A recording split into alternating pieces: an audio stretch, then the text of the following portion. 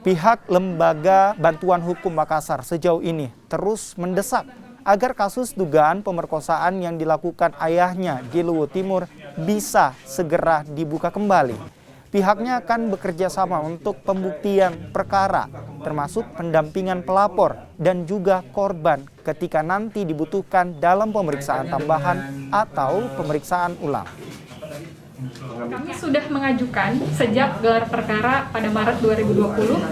Kami siap juga mengajukan kembali bukti-bukti itu yang sudah kami ajukan kepada Polri ketika sudah diputuskan bahwa kasus ini akan dibuka kembali penyelidikannya dan diambil alih.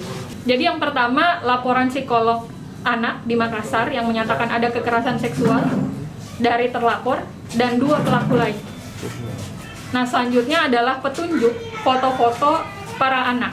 Foto-foto luka para anak kemerahan pada bagian intim.